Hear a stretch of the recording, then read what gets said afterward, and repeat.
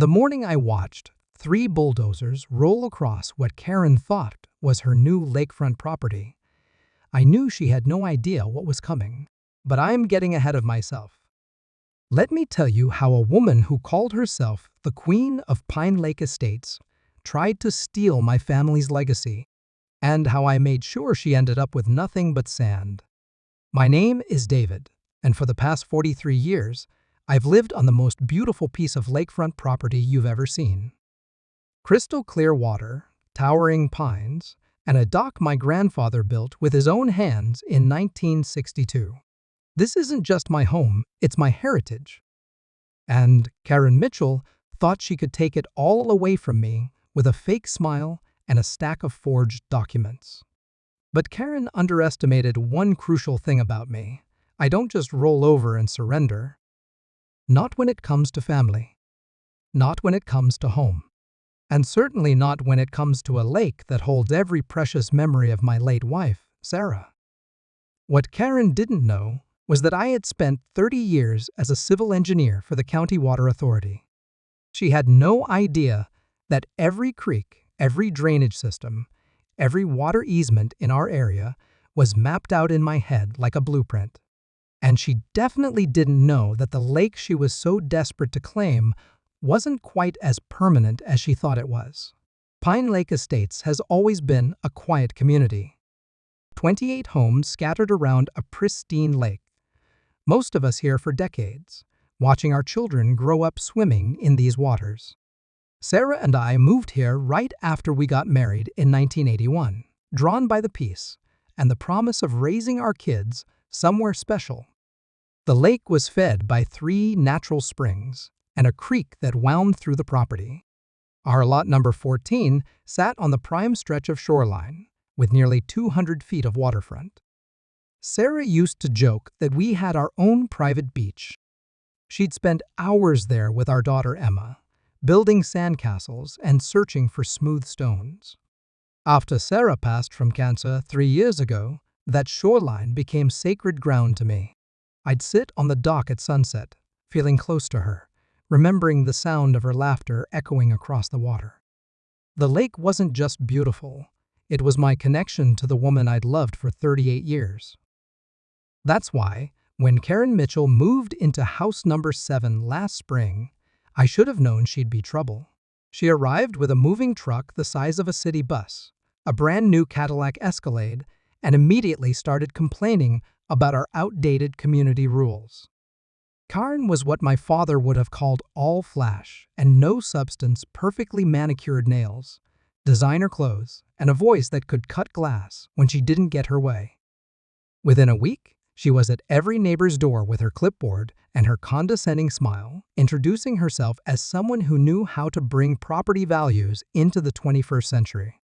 She had big plans, she said. Improvements that would benefit everyone. The first red flag came during our monthly HOA meeting in June. Karen stood up in her pristine white blazer and announced that she'd been studying our property maps, and she'd discovered what she called inefficient land use. "Now, I don't want to step on anyone's toes," she said, her eyes scanning the room like a hawk, "but I've noticed that some lots have significantly more lakefront access than others. That doesn't seem fair, does it?" Old Mr. Henderson, who'd lived here longer than anyone, raised his hand slowly. "Ma'am, the lots were surveyed and sold based on natural boundaries. Some folks paid more for waterfront. That's how it's always been." Karen's smile never wavered, but I saw something cold flash in her eyes. "Well, Harold, can I call you Harold? I think we need to consider what's best for the entire community. Not just what's always been done." I felt a chill that had nothing to do with the air conditioning. Would you have trusted her? Because looking back, that was the moment I should have realized Karen Mitchell wasn't just planning improvements, she was planning a takeover. The harassment started small. Karen began taking what she called morning constitutional walks that somehow always ended with her standing at the edge of my property, taking photos with her phone. When I'd wave from the deck, she'd pretend not to see me, but that camera kept clicking. Then came the complaints to the HOA board. My dock was apparently blocking sightlines for other residents. My boat lift was creating unsightly mechanical noise. The mature oak trees along my shoreline were dropping debris into the common area lake. Common area? I said during our July meeting. The lake touches my property line. It's not common area. Karen stood up immediately, her folder clutched to her chest. Actually, David, I've been doing some research, and I think you'll find the lake itself is considered community property. The shoreline access is just that access, not ownership. That's not how property deeds work, Karen, I said, trying to keep my voice level. I own to the high water mark, just like everyone else with Lakefront. Do you? She asked, tilting her head with that serpent smile. Because I've been looking at some very interesting documents at the county recorder's office. The room went quiet. I felt my heart starting to pound, but I forced myself to stay calm. What documents? Well, I don't want to make accusations without being absolutely certain, Karen said, straightening her blazer. But there seemed to be some discrepancies. In the original survey from 1962, some lines that don't quite match up with what we see today. That night, I barely slept. The next morning, I drove straight to the county recorder's office myself. What I found there made my blood run cold. Someone had filed new documents, recent documents claiming that lots 13, 14, and 15 had been incorrectly surveyed originally. According to these papers, a significant portion of what I thought was my lakefront property was actually designated as community green space that had been improperly developed by previous owners. The documents looked official. They had stamps, signatures, reference numbers, but I knew they were wrong. I'd helped survey this property myself when we'd put in our boat dock in 1985. I had the original papers in my home safe. When I confronted Karen at her house that afternoon, she answered the door in workout clothes, acting surprised to see me. David, what brings you by? You know exactly why I'm here, Karen. Those documents you filed are fraudulent. Her eyes went wide with what looked like genuine shock. Fraudulent? David, I would never. I simply found some inconsistencies and brought them to the attention of the proper authorities. If there's been a mistake, I'm sure we can work it out. There's been no mistake, I said. My property lines are exactly where they've always been. Well, Karen said, closing the door slightly so she was mostly hidden behind it. I suppose we'll let the county surveyor decide that, won't we? As I walked back to my house, I heard her making a phone call. I couldn't make out the words, but the tone was unmistakable. She was calling someone, and she was excited. That weekend, I noticed a car parked across the street from my house. Silver sedan, tinted windows, someone sitting inside with binoculars. When I walked over to investigate, the car drove away. But it came back the next day, and the day after that. On Wednesday morning, I found a letter in my mailbox from something called Lakeshore Development, LLC. They were interested in purchasing my property for significantly above market value and could close within 2 weeks if I was interested in avoiding any unpleasant legal complications regarding disputed property boundaries. I crumpled the letter and threw it in the trash. Then I dug it back out and smoothed it flat, because something about the letterhead looked familiar. The logo, a stylized pine tree, reflected in water. I'd seen it somewhere before. That afternoon, I remembered where. It was embroidered on Karen's golf bag, which I'd noticed when she was loading it into her Escalade the week before. But Karen's little land grab scheme was about to hit a snag she never saw coming. Because while she'd been busy forging documents and hiring private investigators, she'd forgotten to do one very important thing: find out who she was really dealing with. The call came at 6 in the morning on a Thursday in August. I was sitting on my dock with my coffee, watching the mist rise off the water, when my phone rang. David, it's Mike Chen from the Water Authority. Mike had been my partner for 15 years before I retired. Good man, solid engineer, someone you could trust with your life. Mike, little early even for you, isn't it? David, I need to ask you something, and I need you to answer me straight. Have you been having any problems with your neighbors? Anyone making claims about your property? My blood went cold. Why? Because someone filed a request for a full drainage and flow analysis of Pine Lake. They're claiming there might be environmental violations in the watershed management. They want to know about water rights, easements, the whole works. I set my coffee cup down carefully. Who filed the request? Lakeshore Development, LLC. Ring any bells? Yeah, I said. It rings some very loud bells. David, here's the thing.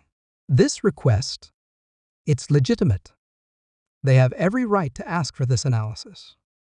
But when I pulled the files to get started, I found something interesting. What? The lake you're living on? According to our records, it shouldn't exist. I felt the world tilt sideways. What do you mean it shouldn't exist? I mean, back in 1961, when they were planning Pine Lake Estates, the original environmental impact study shows this area as wetlands. Flood-prone, unsuitable for development. But then in 1962, right before they broke ground, someone submitted a revised hydrology report showing the water table had mysteriously changed. The lake was suddenly stable, permanent, perfect for a residential community. Mike, what are you saying? I'm saying your lake is artificial, David. It's maintained by a very carefully engineered dam and drainage system that's been invisible for so long, everyone forgot it was there, including me, until I started looking at the historical records. I felt like I was falling through space. A dam? Where? That's what I need to check. According to these old blueprints, there should be a flow control structure somewhere on the northeast side of the lake. But David, here's the kicker, whoever designed this system was a genius. It's completely hidden, looks like natural rock formations, but it's actually controlling the water level of your entire lake. Who designed it? That's where it gets interesting. The original engineer's signature is almost illegible, but the last name looks like Mitchell. I nearly dropped the phone. Mike, I need you to send me everything you have on this system. Everything. David, I can't just... Mike, this woman is trying to steal my property using forged documents. She's been harassing my neighbors and threatening lawsuits. And now I find out her family might have been involved in creating this lake in the first place? There was a long pause. I'll email you the files in an hour. But David, be careful. If she knows about this system, and you don't, she's playing a game you're not even aware of yet. When Mike's email arrived, I spent the rest of the morning poring over documents that read like a thriller novel. The lake had indeed been created by a sophisticated engineering project in 1962. A natural low-lying area had been converted into a controlled water feature using a combination of underground channels, a hidden dam system, and carefully managed water flow from the three springs. The engineer who designed it was Robert Mitchell Karen's father-in-law, according to property records I found online. He'd been a brilliant hydraulic engineer who specialized in creating natural-looking artificial lakes for residential developments. But here's what made me smile for the first time in weeks. Robert Mitchell had been too good at his job. The system he'd created was so seamlessly integrated into the landscape that when he died in 1987, the knowledge of how it worked died with him. The HOA had been maintaining a lake for 35 years without understanding that it was entirely dependent on a hidden mechanical system. A system that, according to the original blueprints, could be completely shut down from a single control point. That afternoon, I took a hike along the northeast shoreline, following the coordinates from Mike's files. What I found, hidden behind a stand of cattails and looking like nothing more than a natural rock outcropping, was a metal access panel covered with decades of moss and sediment. Inside the panel was a wheel valve, a flow meter, and a control system that looked like it had been built by NASA. Everything was still functional, maintained by the slow-moving gears of county water management, but forgotten by everyone who actually lived on the lake. I sat on a fallen log, staring at that hidden control panel, thinking about Karen's smug smile and her forged documents and her plans to steal my home. Then I thought about Sarah, about our life together on this lake, about the grandchildren who would never get to build sandcastles on the shore if Karen succeeded. And I realized that Karen Mitchell had made one crucial mistake. She'd assumed that just because she had her father-in-law's old files, she was the only one who understood how Pine Lake worked. But she'd forgotten that I'd spent 3 decades as a water authority engineer. And unlike her, I didn't just have dusty old blueprints. I had the keys to the kingdom. The county surveyor arrived on a Tuesday morning in September, accompanied by Karen and a man in an expensive suit who introduced himself as her attorney. I watched from my kitchen window as they set up their equipment on what Karen claimed was disputed community property. My phone rang. It was Karen calling from 50 feet away. "David, I wanted to give you the courtesy of a heads up. The survey team is here to resolve the property line issues we discussed. I hope you'll be cooperative." "Of course," I said. "I want this resolved as much as you do." "Good. I think you'll find that once we have accurate measurements, we'll be able to work out a fair solution for everyone." "I'm sure we will, Karen." I hung up and walked outside to where the surveyor was setting up his transit. He was a thin, serious-looking man named Peterson who clearly just wanted to do his job and get out of there. "Mr. Thompson? I'm here to resolve some questions about property boundaries. I understand there may be some discrepancies in the original survey." "I understand that's what Mrs. Mitchell has claimed," I said. "I have all my original documents if you need them." Peterson nodded. "That would be helpful. Mrs. Mitchell has provided some interesting historical documents that suggest the lake access may have been incorrectly allocated." Karen stepped forward, her folder clutched against her chest like a shield. "I just want what's fair for everyone, David. No hard feelings." "None at all," I said. "In fact, I've been doing some historical research of my own. I think you'll find it very interesting." I handed Peterson a manila envelope containing copies of everything Mike had sent me. The original lake construction plans, the environmental impact studies, the water rights documentation, and most importantly, the original property survey from 1962 that showed exactly how the lots had been planned around the artificial lake system. Peterson opened the envelope and began reading. His eyebrows went up. Then they went up further. "Mrs. Mitchell," he said slowly, "are you aware that Pine Lake is an artificial water feature?" Karen's smile faltered for just a moment. Well, many lakes in residential areas are enhanced for aesthetic purposes." "No, ma'am. I mean this entire lake was constructed in 1962 as part of the residential development. According to these documents, it's maintained by a hidden flow control system." The lawyer stepped forward. "What exactly are you saying?" "I'm saying that the property lines were surveyed and recorded based on the planned artificial lake, not some natural feature that existed previously." Mrs. Mitchell's historical documents appear to be referencing the pre-development landscape, which is irrelevant to current property boundaries. I watched Karen's face go through several interesting color changes. But the water rights," she stammered. "The water rights belong to the county authority," Peterson said, still reading through my documents. "The lake exists as a managed water feature under county oversight. Individual property owners have access rights based on their recorded lot boundaries, but they don't own the water itself." Karen's lawyer was scribbling notes frantically. "We'll need to review these documents." "Of course," I said pleasantly. "Take all the time you need." That afternoon, I got a call from someone claiming to represent Lakeshore Development LLC.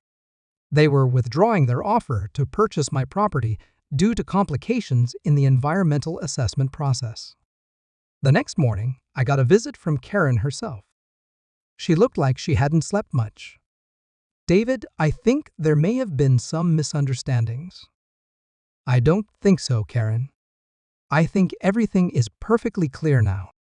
Look, perhaps we can work out some sort of compromise.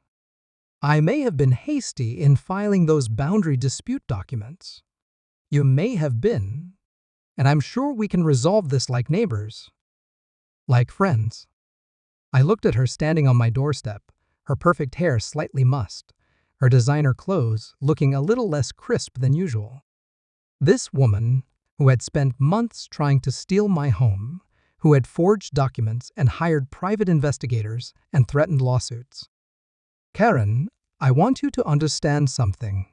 This lake, this entire community, it exists because a brilliant engineer named Robert Mitchell designed a system that's been working perfectly for 60 years. A system that's completely invisible unless you know what to look for." She stared at me, and I saw the first flicker real fear in her eyes. "Your father-in-law was that engineer, wasn't he?" Karen's composure finally cracked. "You can't. You don't know what you're dealing with." "Actually, I know exactly what I'm dealing with." "The question is, do you?" That night, I made a phone call to Mike Chen. "Mike, remember that flow control system we discussed? I need to schedule some routine maintenance." "Maintenance?" "Yeah. The lake level has been running a little high lately. I think it might be good to draw it down for a few weeks. Maybe do some inspection work on the dam system. Make sure everything's operating properly." There was a long pause. "David, you realize that if you drain that lake, it's going to expose a lot of lakeshore that people think is underwater permanently." "I realize that." "It'll also strand any boats that are moored there." "I realize that too. And it might take weeks to refill once you're done with the inspection." "Mike, I just want to make sure everyone understands exactly where the property lines are. Nothing wrong with a little clarity, is there?"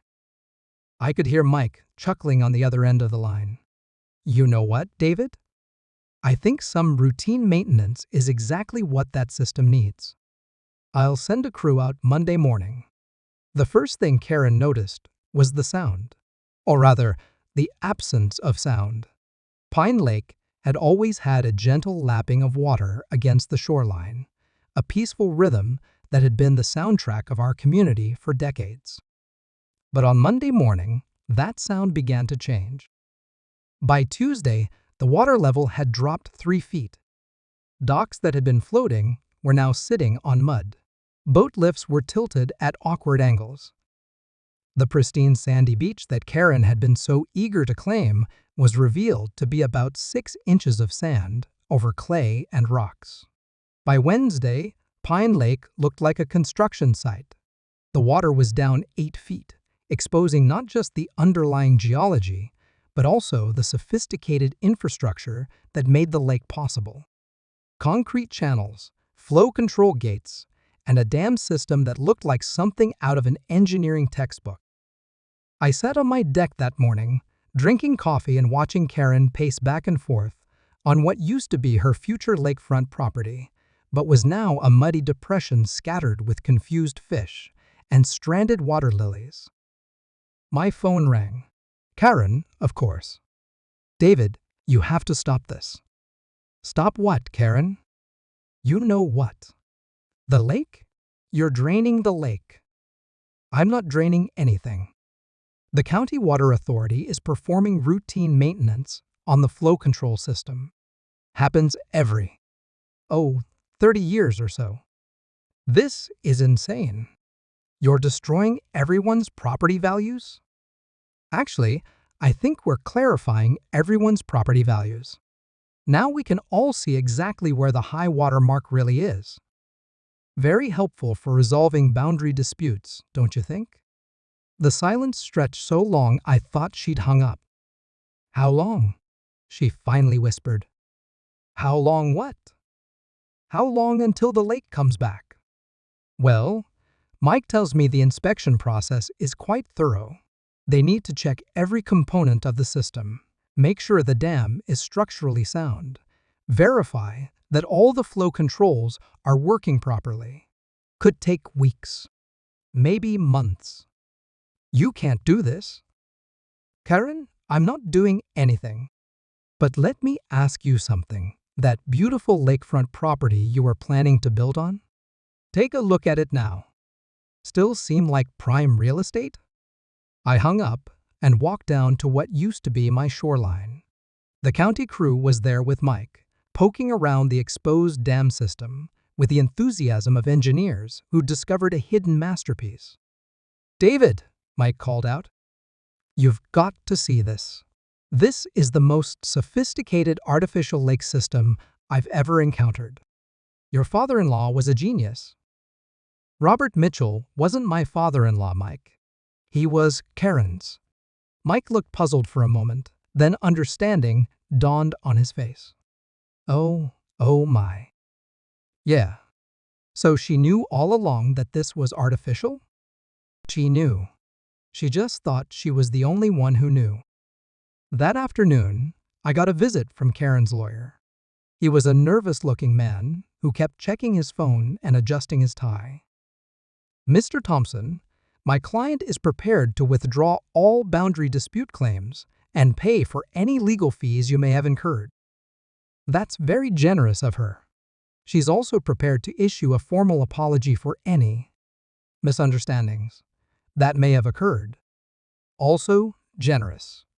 In return, she's hoping you might consider expediting the lake restoration process. I looked past him to where Karen was sitting in her Escalade, watching our conversation through sunglasses that couldn't quite hide her expression of barely controlled panic. "You know what?" I said. "I think the inspection process is moving along quite well. Mike tells me they should be done in another week or two." The lawyer's shoulders sagged with relief. "That's wonderful. Mrs. Mitchell will be so pleased. But there is one condition." His shoulders tensed right back up. "Condition?" "Karen needs to understand something. This community has been peaceful for 60 years. People have been happy here. They've raised their families here, made memories here. And they've done it all without anyone trying to cheat their neighbors or forge documents or threaten lawsuits." I understand. I don't think she does. Because if anyone ever tries to pull something like this again, if anyone tries to use legal tricks or fake documents or intimidation to steal someone's home, well, let's just say this little maintenance project could become an annual event. The lawyer's face went pale. Annual?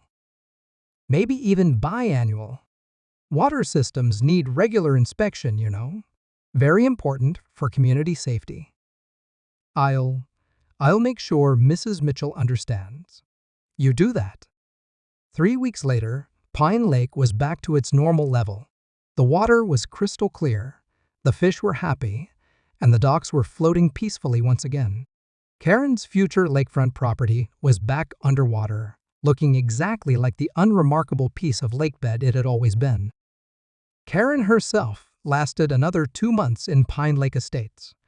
I'd see her occasionally, loading boxes into her Escalade or standing in her driveway talking intensely on her phone. She never made eye contact with me after that final conversation with her lawyer. The day she moved out, she left a note in my mailbox. Just 2 words, "Well played." I crumpled it up and threw it away, then walked down to my dock to watch the sunset. Sarah's favorite time of day.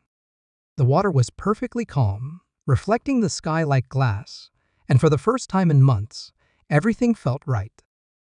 The lake was exactly where it belonged. My property was exactly where it had always been. And somewhere out there, Karen Mitchell was learning that you don't mess with a man's home, especially when that man knows how to make lakes disappear. I still live here on Pine Lake, in the house I built with Sarah, on the shoreline, where we raised our daughter and made 38 years of memories. The water still laps peacefully against my dock. The fish still jump at sunset, and my grandchildren still build sandcastles on the beach every summer. And if you ever find yourself dealing with someone who thinks they can use legal tricks and fake documents to steal what's rightfully yours, just remember, sometimes the best defense isn't fighting fire with fire. Sometimes it's understanding exactly which valve to turn to drain their whole world away. The lake is still here, beautiful as ever. But now, everyone in Pine Lake Estates knows exactly what I learned that day. It's not the water that makes a place special. It's understanding who really controls the flow.